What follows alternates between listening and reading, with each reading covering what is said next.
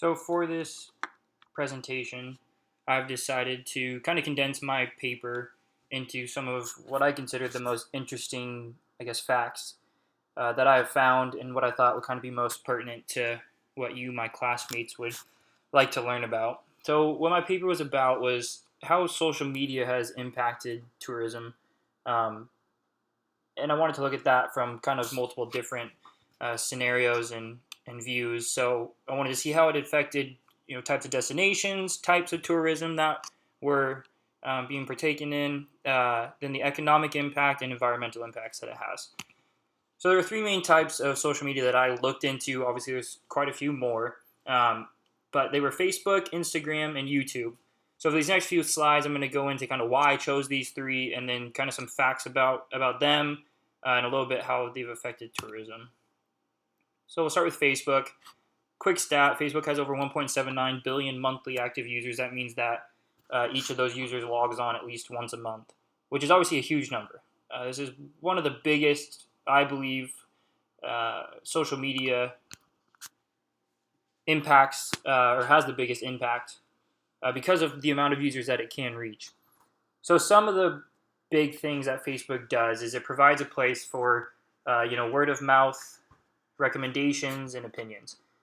This is actually huge. The big reason being that there's been a lot of studies that show that word of mouth recommendations, things like that, from people's friends and things like that, have a lot more power than just say like seeing an advertisement on TV. There's a statistic that says 92% of people say they trust the recommendations from friends, family, and other forms of word of mouth over other forms of advertising. So again, almost all people when it comes down to it.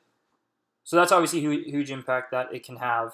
The other thing is power of images. This really accounts for Instagram as well, maybe even more so for Instagram, but I put it on Facebook as well. And this is just the idea that a power of an image can have.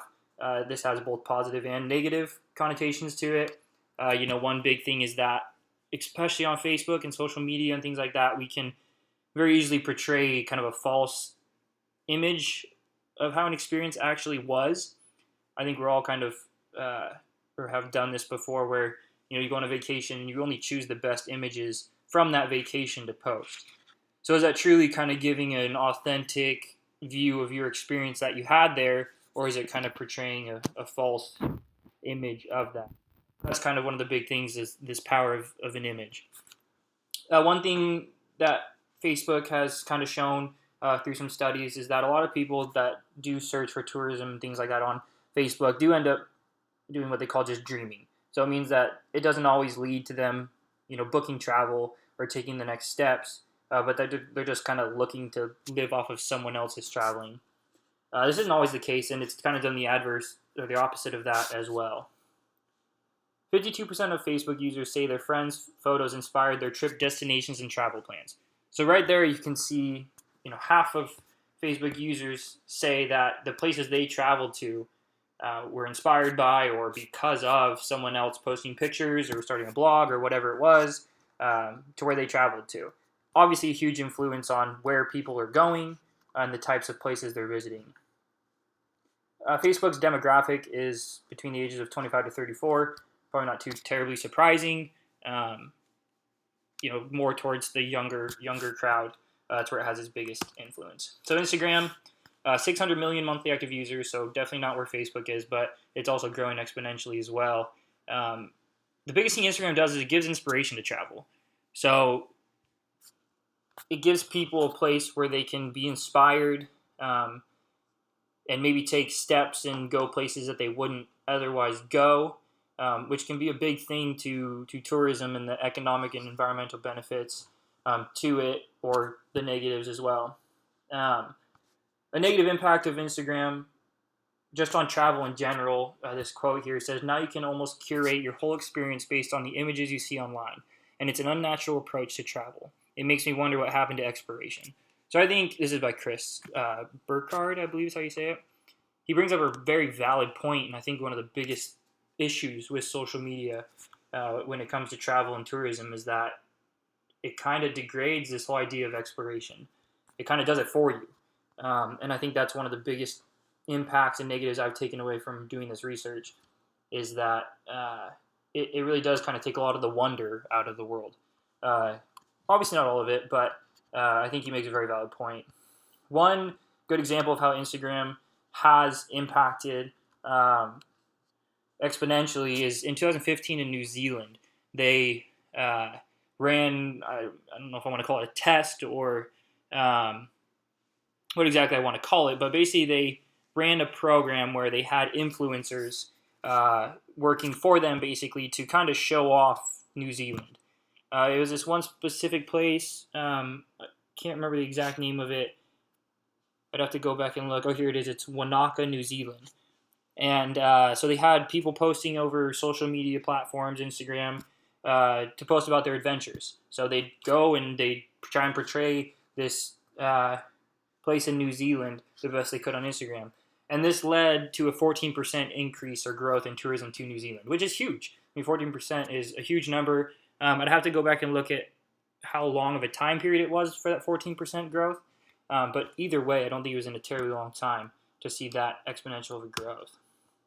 So YouTube is the last one here. Obviously, quite a bit different than the other ones because you're not really interacting as much on this platform. You're obviously more going and watching videos.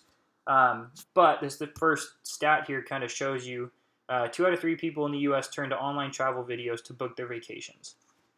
So this right there tells you that a majority of people look towards these travel videos, to help them decide where to go, why they're going to go there, what they're going to do when they get there, I'm sure, how they're going to travel to where they're going. All these things have a huge effect on the destination and the outcome. To, again, kind of show this, views of travel-related videos were up 118% in 2014 from 2013. So just in that year, I know this was a couple years ago, but huge growth in people watching these videos. I think a big part of this was because of more agencies and companies advertising on YouTube, so it obviously drew more people to that. But either way, a huge growth.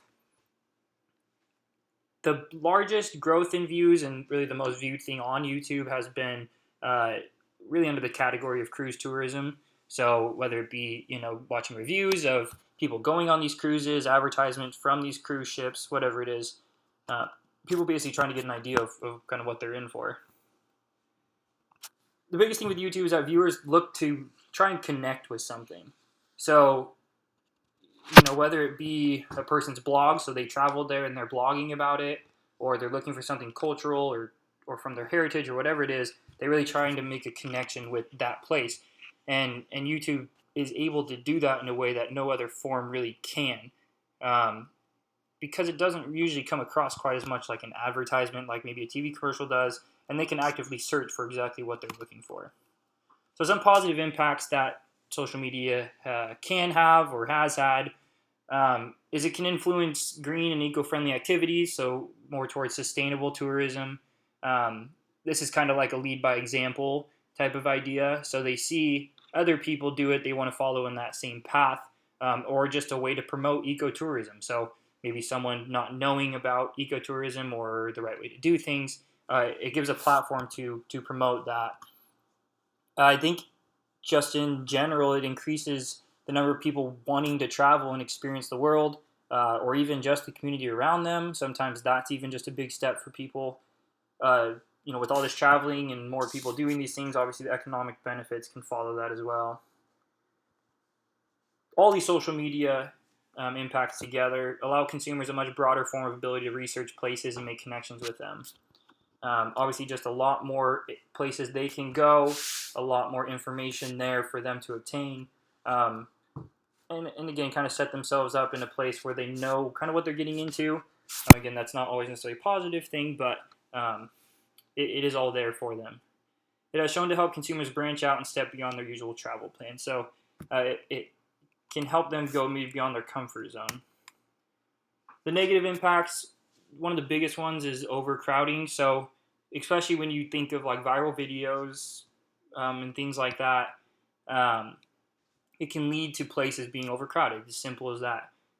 Places that maybe once was known by locals and very rarely shown to outsiders or whatever it may be, those places are now being almost decimated by too many people going there. There's been times where people now go there that don't respect the land. They break the rules. That has led to deaths in a couple places, by not following the safety guidelines. This also kind of along that same idea. These are just terms I defined it as popularity tourism / status tourism.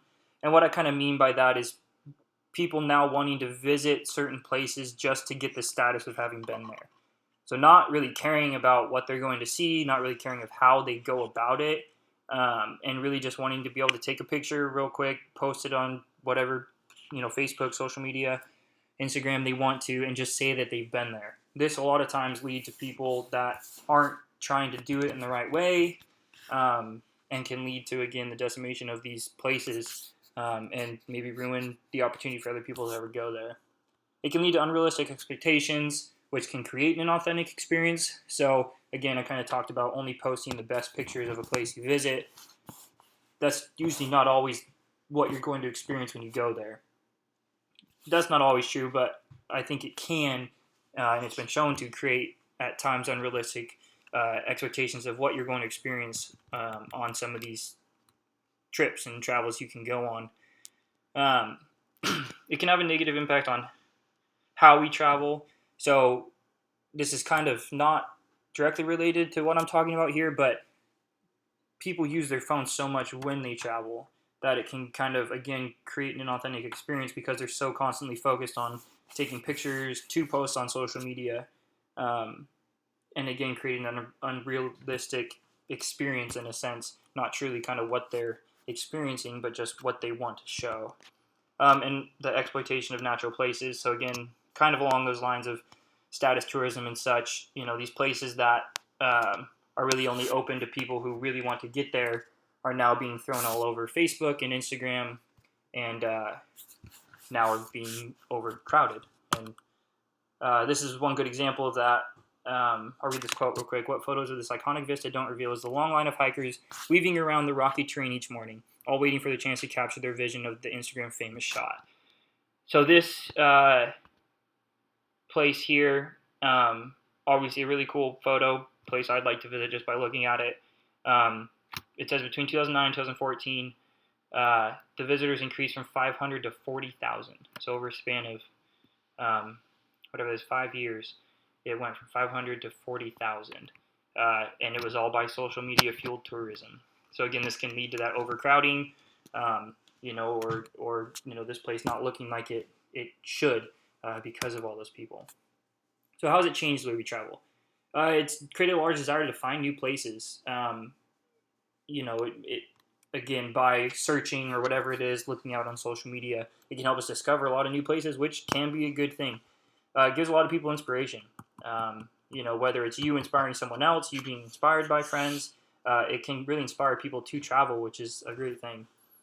Applications that can make travel easier, safer, more efficient. So you're looking for a place to stay wherever you're traveling to, or whatever it was, your hotel was overbooked and you don't have a room there, you can reach towards social media or other applications to see if you can get some help. And then again, it can create realistic or unrealistic expectations of what will be encountered on that trip. So that is the end of that quick presentation. Again, it's not all of my paper is going to be about. I thought that was just kind of some of the most important and maybe pertinent information that you guys would like to learn about. Thank you.